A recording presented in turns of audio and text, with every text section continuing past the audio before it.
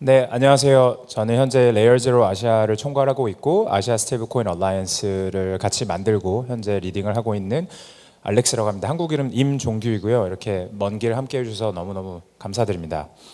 Don't worry, I'm going to run the rest of it in English. Hello everyone, my name is Alex. I lead LayerZero Asia. I'm also the co-founder and executive director of Asia Stablecoin Alliance. Thank you so much for coming here. We honestly thought about putting together this event, I believe 3 months ago, among 5 people, and we started actually actively working on this 2 months ago, so it's still kind of a little crazy that this is happening. But in the next 5 minutes or so, I just want to speak briefly about why stablecoins matter, especially in Asia, and why Asia matters in terms of standing as the ideal hub for the global stablecoin economy, and therefore why we're doing what we're doing through Asia Stablecoin Alliance.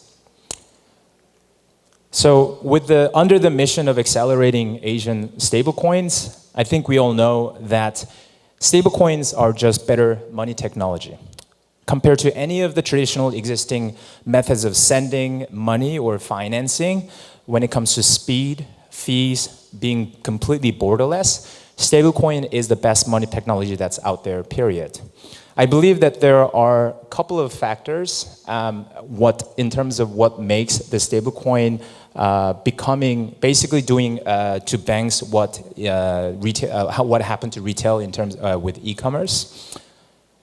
First, assets have been growing like crazy. We went through an exponential growth in the past 5 years, regardless of the market condition. The stablecoin market cap has been growing to the right, up to the top only. And currently, I grabbed that screenshot last night. We are just above $300 billion market cap, and I believe that we're just getting started. I believe that there are 2 major factors that have led this mainstream adoption, or at least we're aiming for mainstream adoption of the stablecoin around the world. First is the innovation in infrastructure. I grabbed this screenshot from the LayerZero scan. LayerZero is the market-leading cross-chain interoperability provider. I believe a couple of days ago, this transaction happened where somebody moved about $273 million worth of USDT Zero, which is the omni-chain version of Tether's USDT, from Ethereum to Plasma. And that person had to pay 59 cents. I believe that this kind of innovation does not exist anywhere in the world. And again, we're just getting started. And by the way, it took 3 minutes. So that's first. There's a lot of innovation that has been happening in the infrastructure side, and that's such a critical piece in terms of the stablecoin landscape that you're seeing today. The second is regulation. As we also know that words like real-world assets, stablecoins, or even STO, we've been talking about this topic for the past 4 or 5 years. None of this is actually new to me.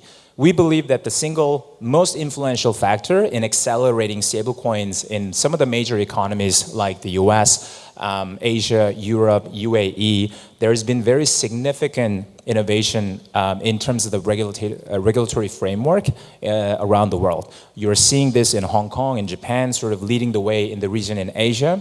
And now, I believe, hopefully, from your experience during the Korea Blockchain Week, you are seeing more people wearing suits than the rest of the KBWs in the past. And I think part of the reason is because there is such a high level of participation, interest, engagement from the institution level, the government level, and from the regulations point of view.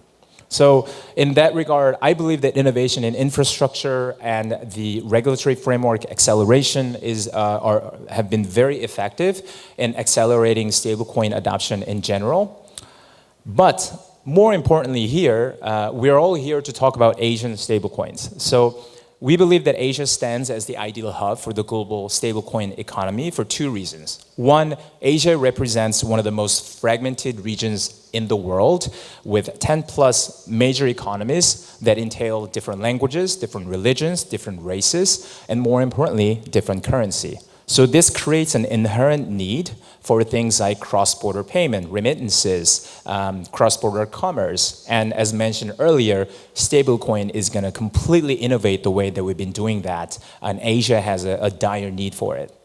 The second factor is that all of you sitting here who live in Asia probably have some of these apps, maybe all of them on your phone. You don't just use these applications. Your lives are probably dependent upon them. I certainly depend on a couple of these apps in my daily life. So it creates, again, a very native need where you're using these applications to consume news, communicate with your friends and family, and you're buying all of your goods and groceries through these apps.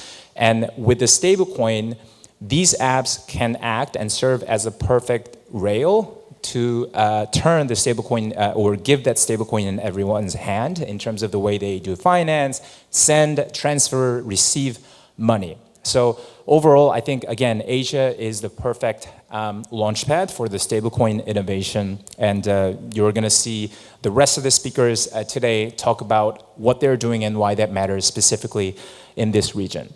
With all of this happening, again, early this year, I remember talking to co-founders of 4 Pillars, arguably, evidently, one of the best research firms, I would say, in Asia. And I brought up the idea of maybe opening up a regional consortium where builders, regulators, institutions can come together and talk about how we can all work together with different countries, particularly with their national currency denominated stablecoins. I think the stablecoin is a very interesting vertical in the sense that no single entity can really make a difference. It has to be some sort of a consortium among banks, custody providers, tech providers, the list goes on and on.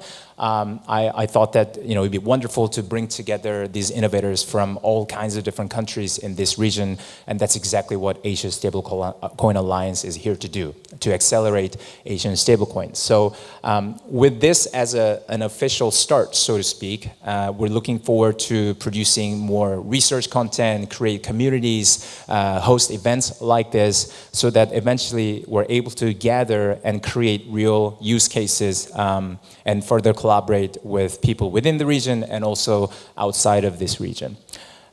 So with that, I'll end my keynote. Just a bit of a disclaimer here. Again, we put this together with very, very minimal resources. You're going to see a lot of glitches during the conference. But the one that will not have a glitch is the amazing speakers and the panelists that we have today. I hope you really enjoy their insight. And then just a couple of announcements. If you get out, there is a networking lounge. So if you want to mingle and talk to someone, please feel free to utilize that space. What am I supposed to say? I'm also supposed to say that there's going to be some sandwich and some refreshments close to 3 p.m. I think we're going to have some coffee and refreshments. So please enjoy, and thank you so much again for coming here.